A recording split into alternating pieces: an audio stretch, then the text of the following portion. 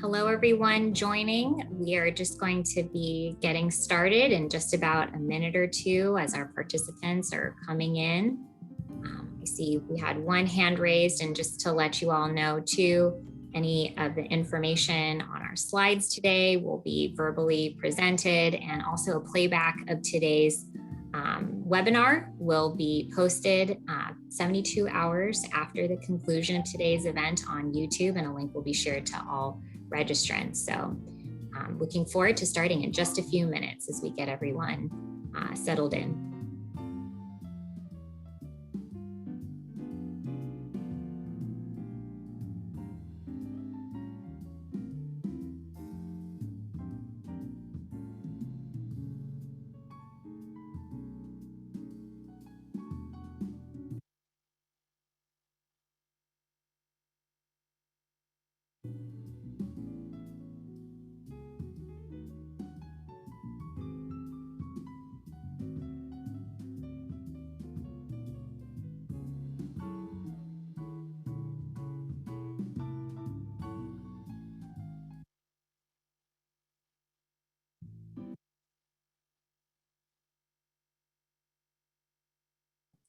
Thank you, everyone, for joining today for episode 2 of Innovators for Good.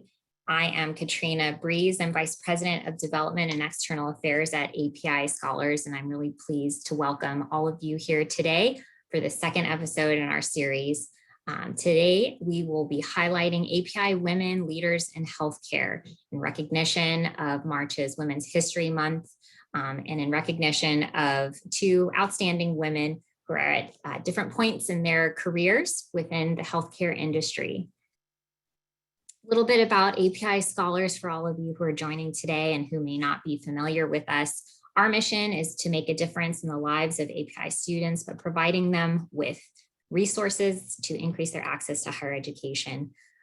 We provide support to API college students as well as those in their early career. Our vision is to see that all APIs have access to education and resources cultivating their academic, personal, and professional success. We're founded in 2003, and we're the largest organization in the US dedicated supporting the higher education needs of Asian and Pacific Islanders American. About the Innovators for Good series, our goal in this webinar series is to raise awareness about our programs and services, but also the individuals who have compelling stories to share about how they enable us to be innovators for good. We're holding a monthly events, and so this is the second in a series of monthly events that we're doing. And if you're with us today, it means that either you are on our mailing list or you've been shared this event link with someone in our network. Please do reach out to us to be added to our email list and visit our website for more information. I also wanted to take the time today to thank you to Walmart, who has supported this series and is committed to supporting API women leaders, and of course, those that are in the healthcare industry. Wanted to also provide you with an overview of today's agenda, all the topics that we're going to be discussing today. First, want to be able to introduce you to our 2 panelists, Ruth and Bella. Ruth Lee is Senior Director of Nursing at Inova Alexandria Hospital with the Inova Healthcare System, and someone that I had the pleasure of working with when I was working at the Inova Healthcare Foundation some years back. We also will be introducing to you Bella Wen, who is an API Scholars alumna and an assistant clinical research coordinator with UCSD Health and Rady Children's. I hope I'm saying that. Is it Rady or Rady? Children's Hospital in San Diego. We'll want to be exploring each of their respective career pathways in the healthcare industry. Both Bella and Ruth have their own unique background and experiences at various points in their career. And I'm really looking forward to introducing you to them, having them introduce themselves and their journey. I also know that Bella has an incredibly adorable cat that may be making an appearance here and there. And so we have much more in store other than just highlighting these amazing women. So really looking forward to it. I am going to start today's session actually with a quick poll. we definitely are interested in understanding a little bit more about who is on today's webinar. We've got about 51 attendees who are voting, and definitely want to know, are you in the education field? Are you a scholarship recipient? Are you a healthcare professional coming from the nonprofit industry? Or would you categorize yourselves as other? And seeing that other tends to be winning, I probably should have had more questions for you all, but I think that what that shows is that no matter where you're coming from, you definitely are interested in learning more about these amazing panelists. And so it looks like we've got a pretty even divide between all of the different folks, although I don't see many healthcare industry corporate representatives. And so I think I'll end polling and really begin there. So I'll share the results. Definitely would love to hear more about the other industries and organizations that the audience represents. And please do be reminded that we do have a Q&A, so you can continue throughout today's conversation, include your questions, and I'll be sure to address them towards the end of today's webinar. So with that being said, I want to first introduce to you Ruth Lee. I'll let her tell much more about her background and current role at the Inova Alexandria Hospital, a part of the Inova healthcare system. But as I mentioned before, Ruth and I had the pleasure of working together when I was supporting the Inova Healthcare Foundation and working with the Department of Neurosciences. I know that much has changed since the last time we worked together, and would like to be able to direct the audience to Ruth and have her tell a little bit more about her background, her current role, and how she got to where she is today. Hi, everyone. It's really honored to be part of this webinar. As an Asian Pacific Islander, I usually very excited about these type of opportunity. Just to tell you a little bit about my background, I've been a nurse for 20 years. I'm dating myself here. Really never thought I would land as a nursing leader, but I started in my career at University of Maryland Health System, and really School of Nursing was supportive. And so I got into nursing administration, worked for Johns Hopkins Health System, gained a lot of experience there, and kind of came back home, which is Virginia, and been at Inova Health System for about 10 years. Nursing and healthcare has a lot of opportunity, as you know. I meet a lot of Asian Pacific Islanders, and I wish I knew about the APIA scholarship program. I would have definitely lowered my loans as well, but really, had many mentors throughout my career, and really, I am really excited about the APIA organization, where it's really specific to our Asian community students and other professionals. So really, I had various background in critical care. I do have my master's in administration and MBA, and one of our chief operating officer once said, Ruth, even if you're a nurse or physician, it's good to know your numbers. It is part of the business. So it helped me be a better leader to equip myself with the MBA as well. So that it was a dual program with the School of Nursing and the Carey Business School. And I think there was another option. So I attended there. And having been in the academic health system in certain role, I had to have my master's, and for the next promotion, I really needed to have my doctorate as well. So I really did continue to pursue my degree in doctorate in nursing practice.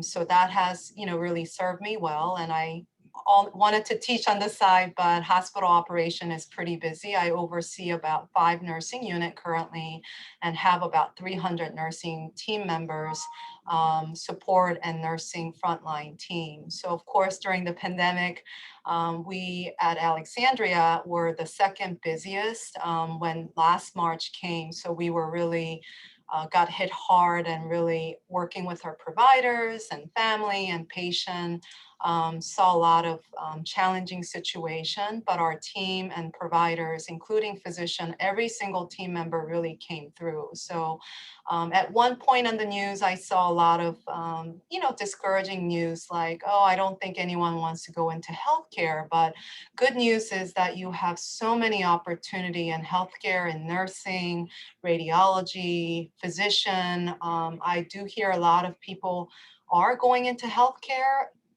There's so much opportunity. So I'm really excited to speak to you guys all about, many opportunities in healthcare as well. So I'll keep it brief and turn it over to Bella for her introduction.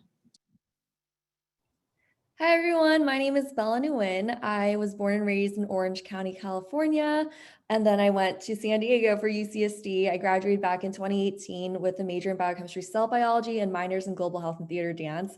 So I think that's a very telling statement of who I am as a person. I kind of just like doing it all and just exposing myself to as many facets as possible.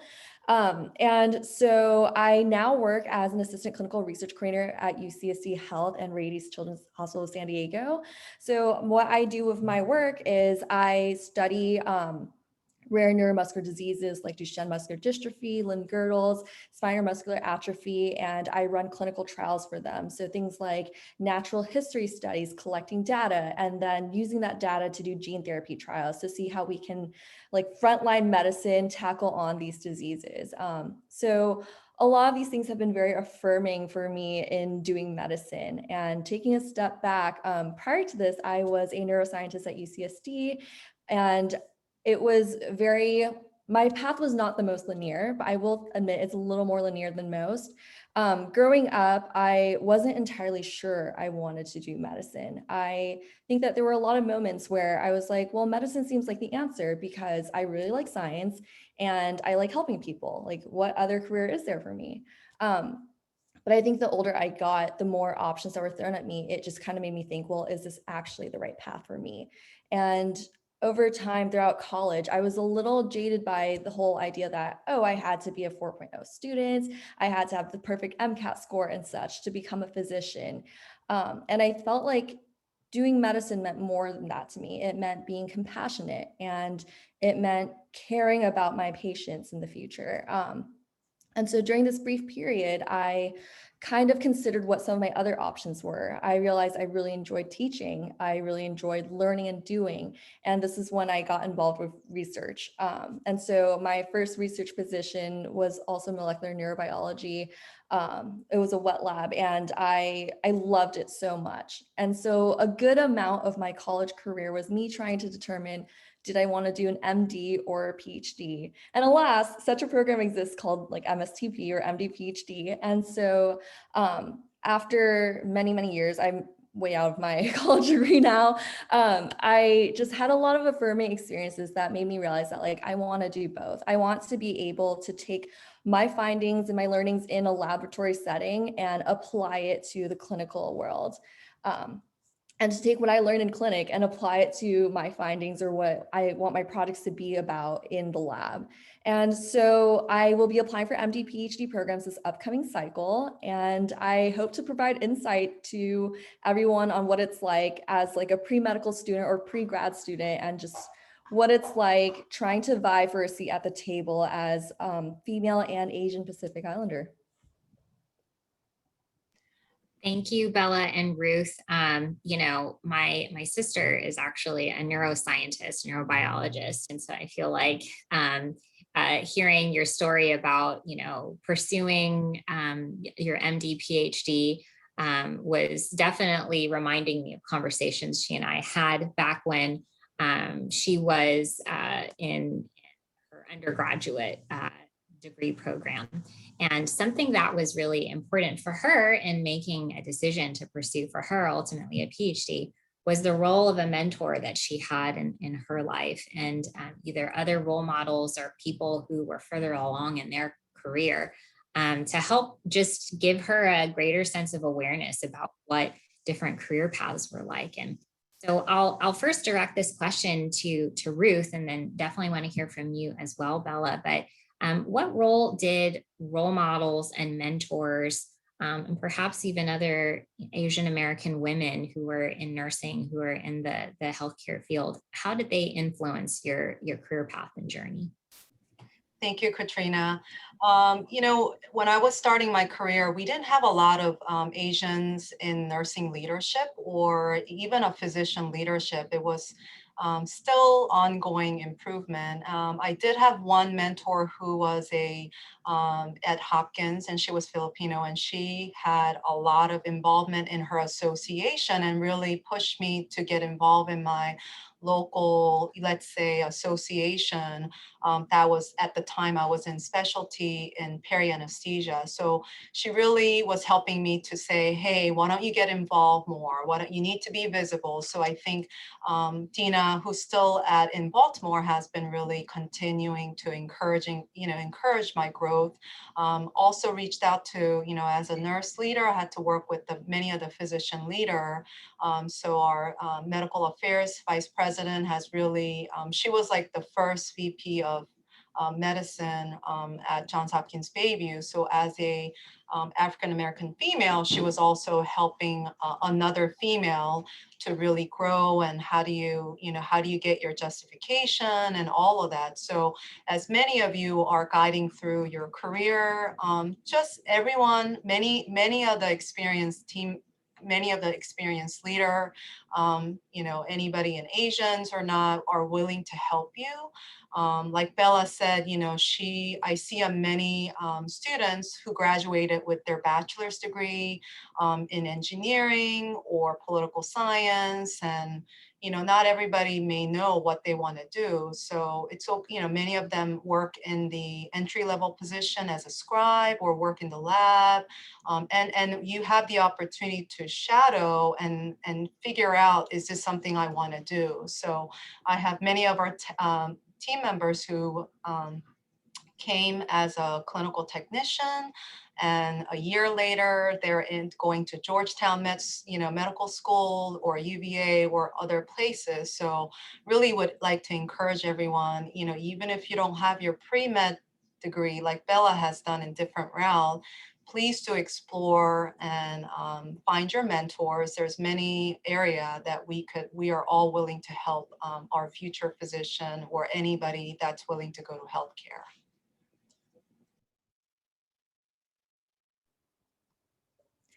Hi, so for me, I think I had a very different experience from Ruth, actually. All of my mentors were white and male, which is very indicative of what the field has been like for so long. And for me, I've had the greatest mentor. Like, mentorship means so, so much to me, which is why I spend my time, whatever time I do have now, as a mentor for APIA Scholars Mentorship Program or whatever other capacities there are. But what that really spoke to me as someone who could not find a female Asian mentor was that I wanted to be that person for someone else. Like, I wanted to step up and become that mentor where like other people could turn to me and be like, oh my gosh, it's not just like a white male dominated field. And so it was great to have supportive mentors that helped me, like shape who I am, invest their time in me to make sure that I was learning the techniques. But it was kind of isolating in that I couldn't talk to them about my same like cultural struggles or feminine struggles or anything. So in a way that just made me even more passionate to really break through and like break the glass ceilings in this field.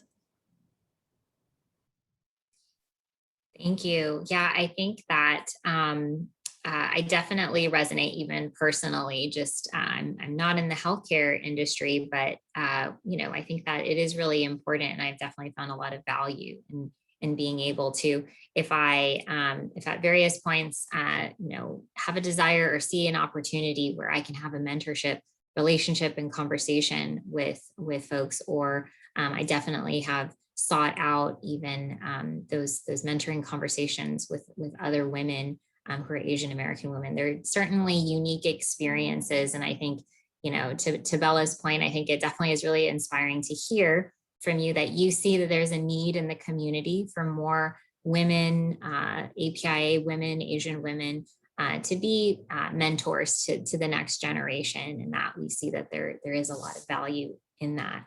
And just with that in mind too, and I think that it certainly is something that we can't ignore, that these past couple of weeks have been really difficult for the Asian American community. And I think too, this past year has been very trying on the Asian American community, certainly with the backdrop of COVID-19 and the coronavirus being attributed to being a Chinese virus. Working in healthcare probably comes with its own unique challenges in that. And so wanted to first ask, and this is a question for the both of you, if you've had specific challenges, Bella, for you within your educational journey, and Ruth, for you as a nurse leader, where you've seen that, being an Asian American woman in the workplace and healthcare has been particularly challenging during this past year. I'll go first. I think, in the beginning when it was really advertised or communicated in that way that it's a Chinese virus, I felt like I was, being a little bit defensive. I know people were asking, oh, where are you from? And things like that. And I had to, politely just say, hi, I'm from, Northern Virginia. I'm from South Korea, but I've been in the country for over 30 years. So I think people were kind of, when they asked me where they're from, I think I was just kind of maybe making a humor, but really letting them know where I'm from. And really, I haven't been back to my country for over 30 years, and just letting them know. I think maybe a few people asked me, but I think at the time, many of the patients were grateful for the care. And Northern Virginia is very diverse. And at times, when people were trying to ask me, how do you feel about the whole pandemic, I think I kind of managed up and, talking about what we're doing well and how some of the diagnosis and treatment we're doing well for the patients. And so, we lost a lot of patients as well, and it's been really traumatic for our frontline team members. So really didn't get to have those conversations well, but I certainly felt it. And even as a healthcare provider, in the beginning, I felt like I couldn't go out there to buy the basic grocery. Not that anyone said anything, because everybody was so worried, and I had to get over that. But it's really sad what's going on, but I hope that everybody will be safe with, really, it's been very challenging, but I think in healthcare, everyone has been very supportive of our frontline nursing staff. And so I haven't felt, thankfully, all the challenges that's out there. I think I've also been very privileged growing up and currently living in a very diverse area. And I think that a really big challenge that I more so impose on myself is, how do I make a difference? How do I contribute to the conversation? And I think that because I've always grown up in diverse areas, it's not taken as seriously, when clearly from everything that's been going on in the news, these are very, as we've said, like traumatic experiences. These are really hard conversations that we need to have to, dismantle these institutionalized values of like the model minority myth and such. And I think that was the challenge that I had for myself throughout this pandemic as well, like wanting to do more, being limited in what I could do because I couldn't, go out and about and do things. But like really trying to find ways to make that difference and kind of advocate for myself and all of these other voices out there that were, more so like silenced throughout history.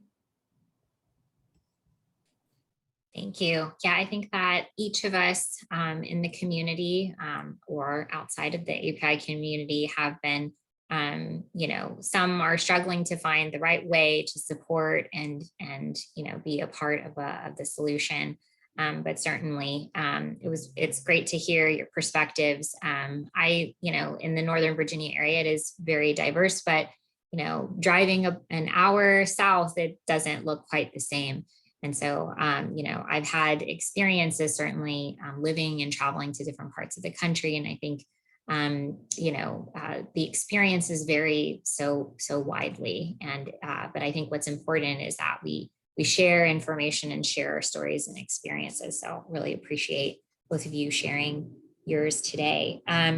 Now, Ruth, you talked a little bit about student debt and student loans. You referenced loans. I myself, I'm a first generation college student. I was the fortunate recipient of a scholarship to go to college, but I myself also carried quite a bit, still am carrying a bit of student debt. I know scholarship was really important in my educational journey, not just because it reduced the financial burden, but because it just sort of provided for me an affirming experience of, I was selected for this scholarship. And so I don't know, Ruth, if you can talk, and then also you as well, Bella. But we'll first start with Ruth, because the student debt piece had my ears perk up.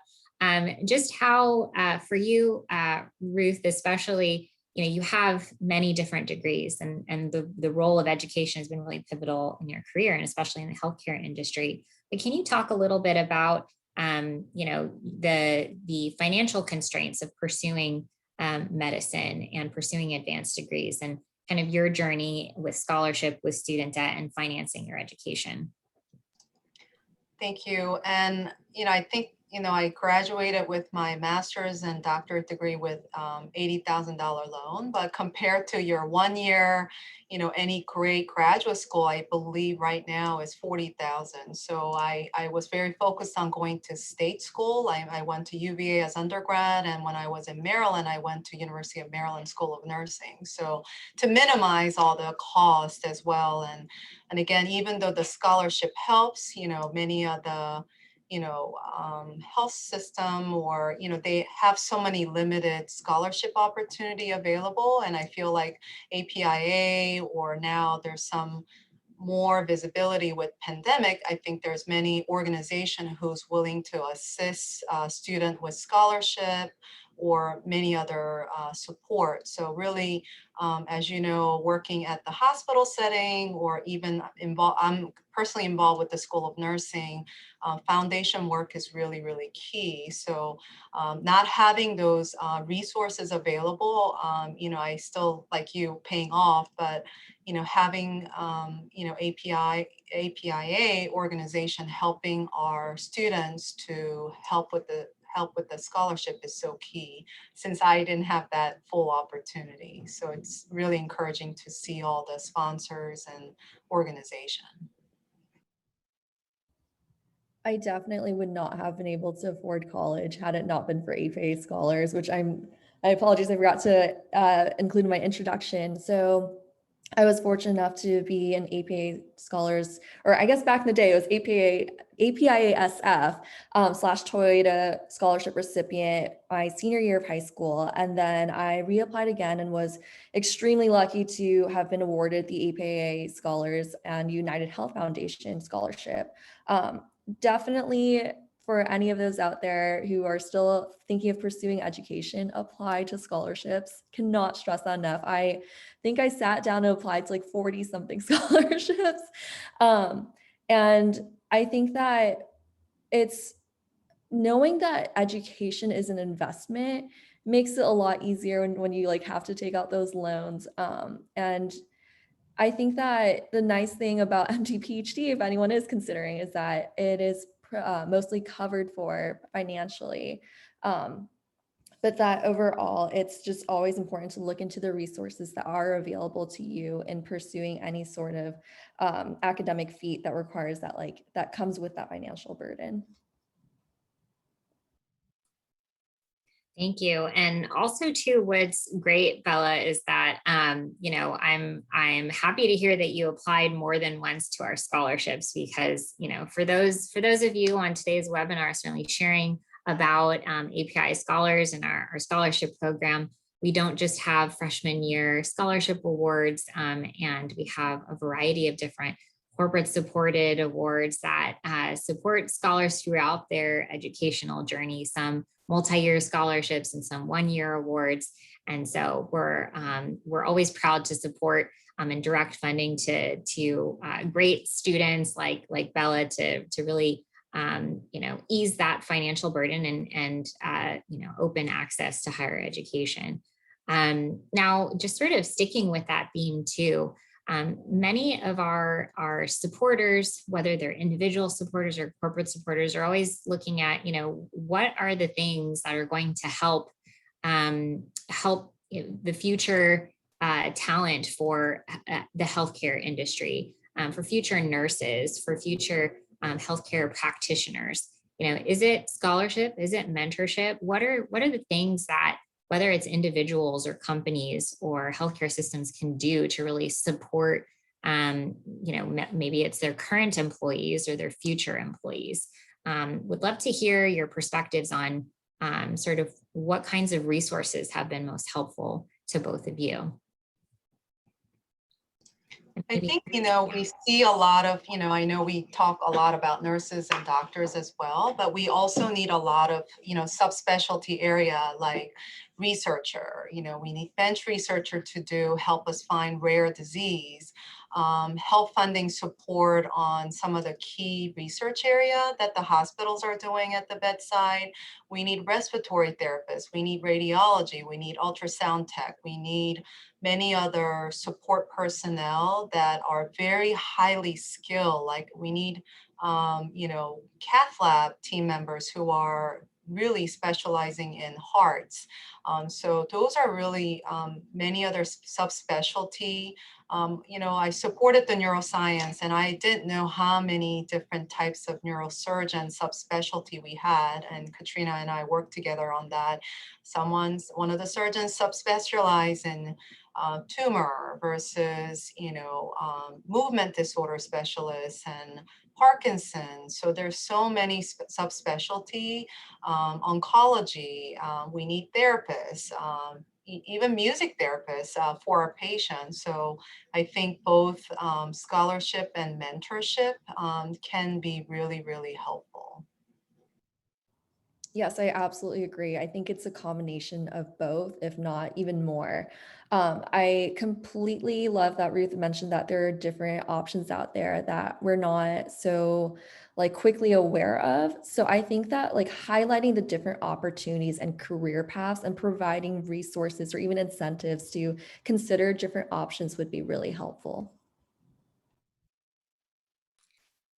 Definitely know myself firsthand, just the variety of career paths. I worked for the Inova Health Foundation for a few years, and I worked in philanthropy. I'm not a direct care provider, but had the pleasure of working and supporting many healthcare leaders. But the healthcare industry has, of course, a need for attorneys, a need for janitorial staff, a need for medical assistants, and not all require many years of advanced degree, but provide a really important support function as well. And so I definitely think just broadening even the awareness of how you can enter and support the healthcare field, especially for certain professions that don't necessarily get the same kind of general audience awareness building. I think people understand what a nurse is, or they believe they do, although they're, I'm certainly aware of the wide variety of even,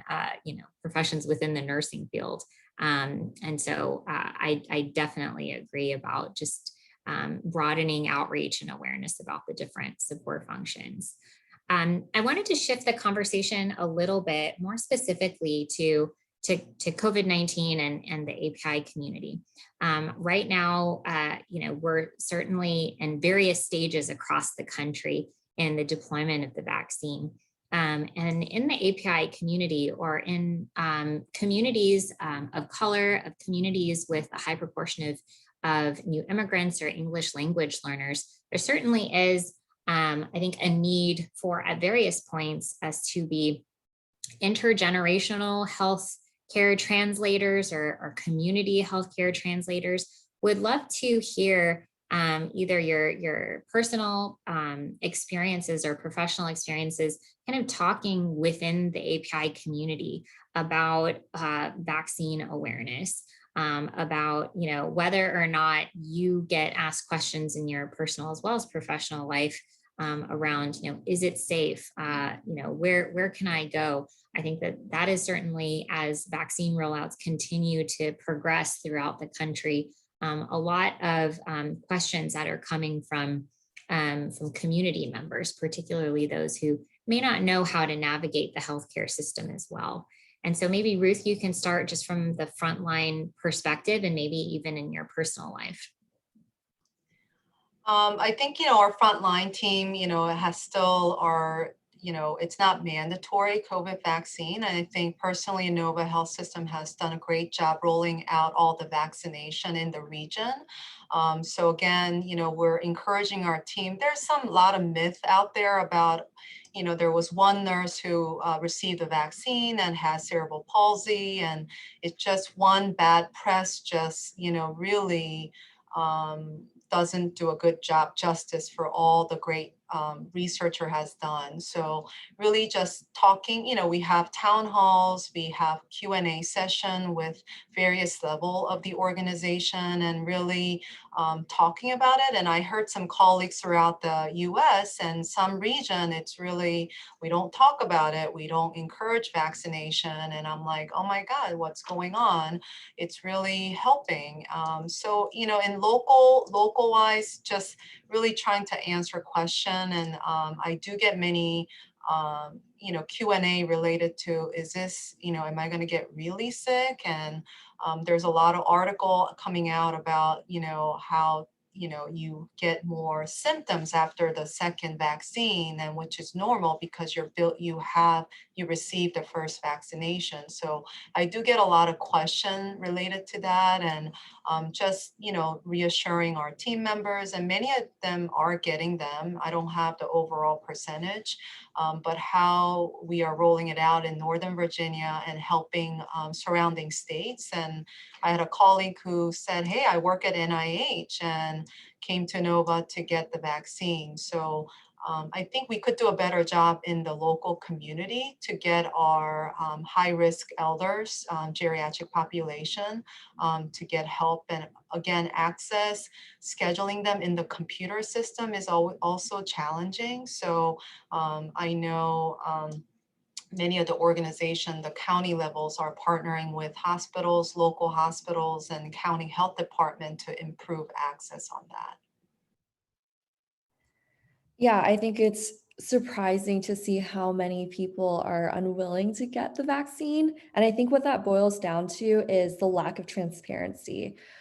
With medicine and I guess science overall, what makes it really difficult and challenging is that it's using a lot of like scientific jargon that's not friendly to the general public. And so, it's when the news dispels this like information, they kind of filter in a way where they're trying to make like harsh headlines to like really grasp your attention. So something, for example, like the Pfizer or Moderna vaccine, they tell you that it's 94.5 and 94% effective.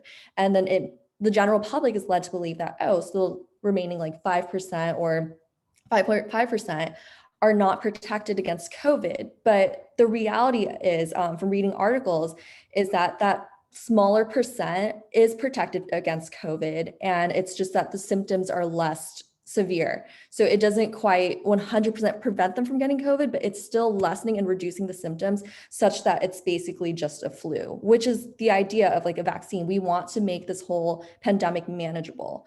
But, so this is like the issue, that this isn't clearly communicated to the public in a way where they understand it. So it kind of raises a sense of fear and apprehension of whether or not they should get the vaccine. And this comes again in play with the Johnson & Johnson vaccine, where, the effectiveness level is a lot lower. Doesn't mean that it doesn't get the job done. It just means that it's not as effective in 100% protecting you against COVID. So I think that this is something I'm like a little more passionate about just because I had this conversation with my mom recently, and my parents are both like, non-fluent English speakers who immigrated from Vietnam here. And so my mom had asked me before getting vaccinated, she's like, oh, like, should I do it? Should it matter if I get offered the Moderna versus the Pfizer versus the Johnson Johnson? Like if I'm offered Johnson Johnson, should I wait for another opportunity to come up where I can get the other ones? And it boiled down to the fact that like, mom, no, like you should get it because of everything I just said. And I think that if there's a way for us to more transparently and simply communicate the science to the general public such that it's a lot more digestible for them, that is like super key to us being able to combat this pandemic a lot more efficiently, in my opinion. And so one of the fun things that I've been doing throughout the past couple of months is I've been working with the UCSC School of Medicine with a group of Vietnamese American students, and we've been trying to find a way to communicate this information also in like Vietnamese. Because of course there's also that language barrier in play. So it's just things to consider in these factors about how can we more carefully take in the intersectionalities of medicine and make it so that there are less social determinants limiting our ability to do the most for the public. I definitely love that, Bella. And I was involved in a planning call for another call we have with Walmart later this afternoon, where we were talking about what is the role of community organizations? What can community organizations really do to meet the needs of our diverse populations? Is that providing in language information that is easily digestible? The translation of medical jargon and scientific jargon, I think, is a really challenging job, and also reminds me of the role of patient navigators and how patient navigators certainly play a really important role in the healthcare system. And so I wonder too, if you both can kind of comment, this will be sort of my last kind of discussion topic, as I want to invite our audience today to definitely plug in your own questions within the Q&A. We're going to start Q&A very shortly because I want to make sure that both Bella and Ruth have an opportunity to answer your questions. But we'll say that, I've been hearing a lot about what ideas are out there for how we can really help our Asian and Pacific Islander communities across the country have a better understanding. And would love to hear from both of you. Bella, you kind of touched on it a little bit with the work that you're doing in the Vietnamese community, but would love to hear from Ruth as well. What do you see the role is of community organizations in helping to raise better awareness and more trust in the process and in the overall fight against COVID-19? I think just, again, communicating it out, like Bella has said, there's different forum, and I know we have local, let's say Vietnamese or Korean or Chinese news local channel where, somebody like me who could feature as a frontline healthcare leader, who's have been dealing with it and talking about the vaccine and taking Q&A, and they may have some, things that they heard on the news, or let's say certain things are helpful. In reality, it's not. So I think just reaching out to whatever local community, especially we may have a lot of, elders and, and who's in different apartments, senior citizen apartments, or even, we tend to live, in same circle of community where, maybe some in our own language could be helpful to our community members. And there's, I'm sure, various community, places that we could partner and, maybe talk about top 10 Q&A will be helpful. Yeah, I think just again reiterating, really optimizing and maximizing the efforts of community organizations to assess what their target population is, what their general public, who their audience is, and tailoring it in such a way that they can understand it. So making it friendly to them. Thank you for your perspectives on that. And so Now we're just going to open up this portion of today's webinar to the audience for your questions. I have a couple that have come in, and as I mentioned, please do feel free to type more into the top Q&A. And so wanted to first ask, this is sort of like more icebreaker and casual.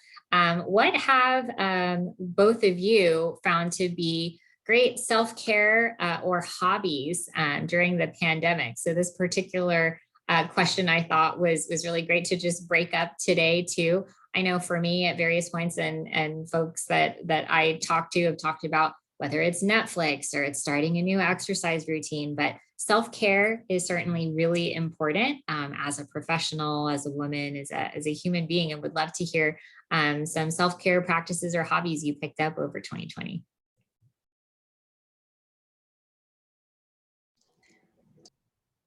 Oh, sorry. How about you go first, Bella?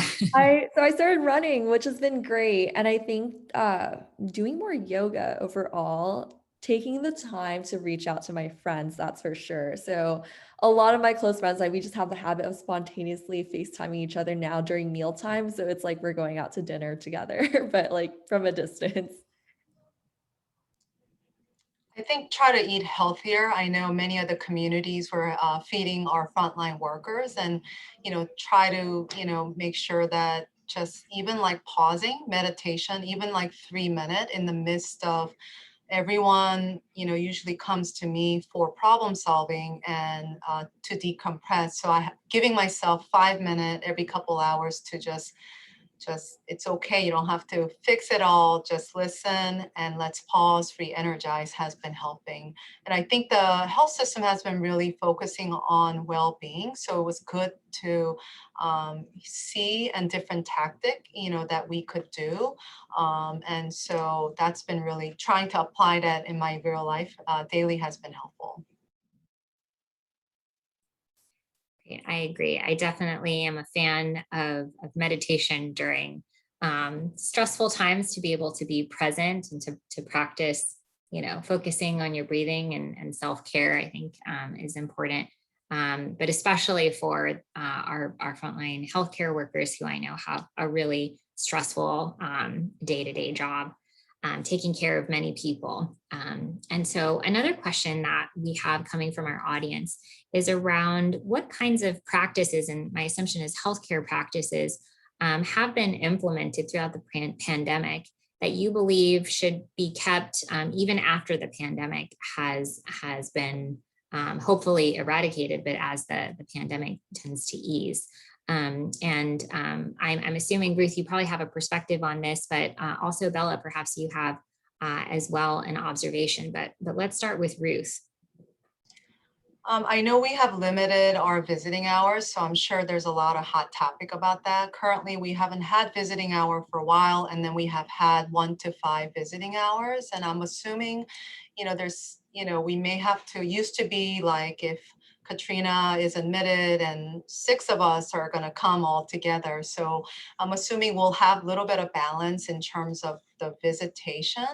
And I think, we continue to practice our, key hand hygiene. And I don't know if the mask will ever go away.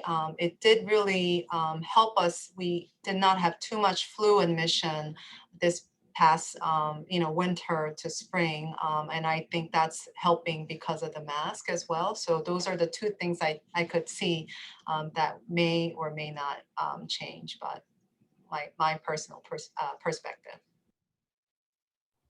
Yep, completely agree with Ruth. Great. So this next question has to do with what role maybe alumni associations or other kind of maybe it's professional associations have played in your career, in your professional development, or even as a support network once you've graduated. I can go ahead and go first for this one. So not trying to like shamelessly plug, but APIA Scholars has been absolutely like instrumental in my development.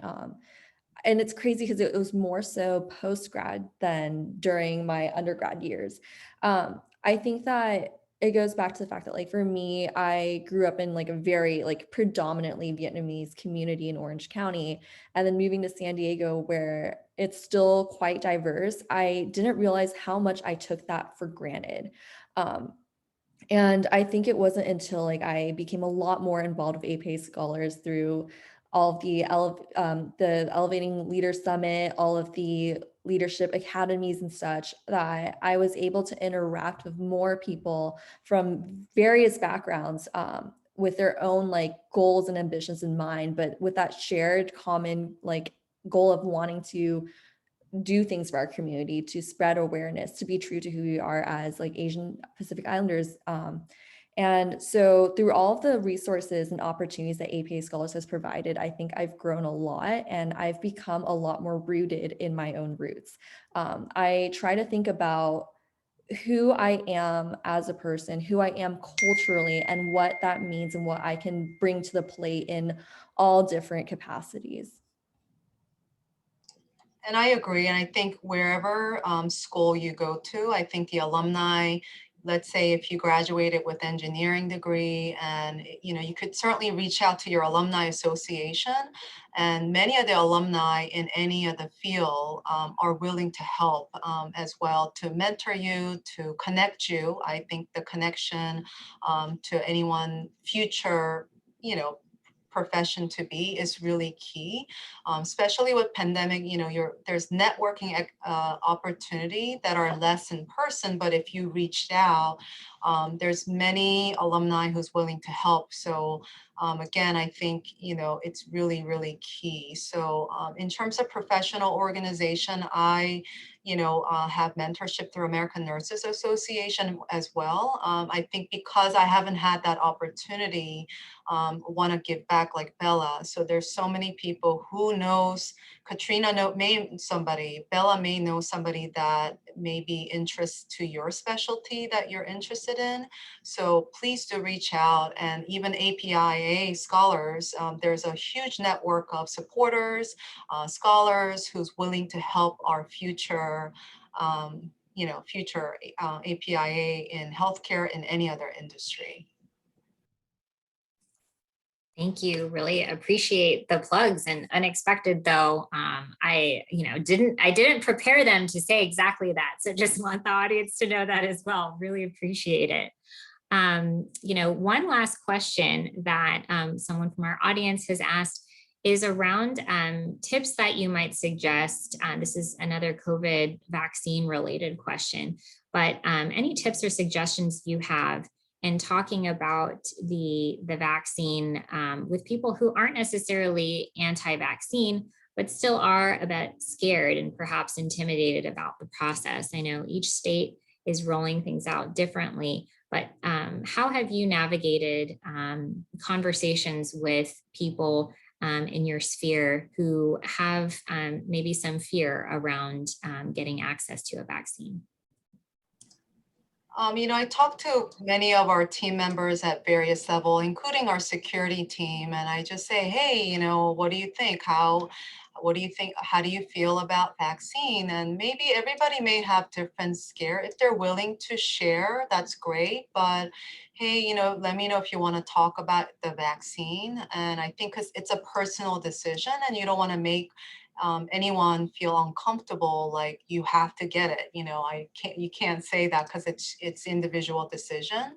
But having a kind of neutral, non-defensive manner, and respecting each other's stance on vaccine is key. That way, if they have questions for you later, including our patient, oh, Mr. Smith, do you want to get flu vaccine? No. Okay.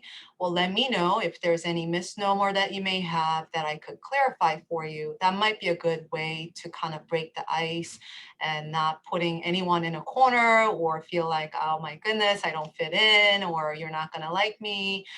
Everyone has a story, and I have the same conversation with our security team, to nutritionists, to anyone and everyone who works in healthcare. So I hope that was helpful. Yeah, I completely agree. I think that something that's really important is just, take a step back and to try to empathize and to just listen to whoever it is that you're talking to. Like Ruth said, everyone has different reasons, different stories. And I think that being neutral about it and trying to be as understanding as you can be is key to developing that like safe space, and then like being more able to share your ideas and communicate things in the most amicable way. And I think that again, it's just helpful to present information in the most like digestible way possible as well. And to like be careful about how you are communicating that information. Great. Thank you, Bella and Ruth. I know that we had more questions that have come in, but unfortunately, we are just rounding out time for today's webinar. So I want to thank everyone for the questions that they presented. And thank you so much to Bella and Ruth for your contributions and conversation today. I loved hearing more about your experience and your journeys and your career and your education. So I want to just say thank you so much for being here today. I want to be able to share with the audience too a last call to action for API scholars. We're certainly always in need of your support. We really appreciate your time here with us today and spending the last hour with us, getting to learn more about these amazing women, these amazing Asian American women in the healthcare industry, and current and future leaders in the industry as well, to direct your support to us and to help us really carry out our mission and also do more events like these. We hope you'll consider giving.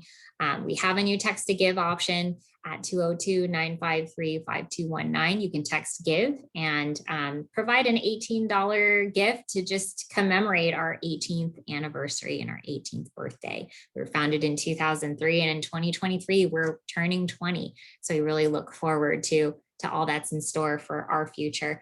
For our funders, our funding prospects, and for those corporations and organizations who have the ability to support, we are certainly seeking support for more scholarships and resources to help us build and grow our student and early career programming.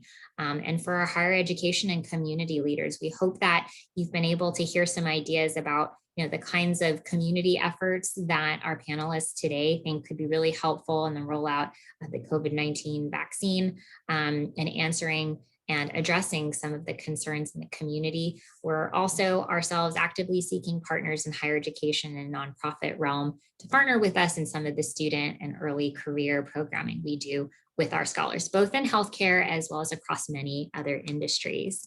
Next, just wanted to reiterate that the playback for today's webinar will be available in 72 hours after the conclusion of today's event. We post our webinars and the recordings on our YouTube channel, and everyone on today's webinar, as well as if you registered but weren't able to join us, we'll be sending that link out to you.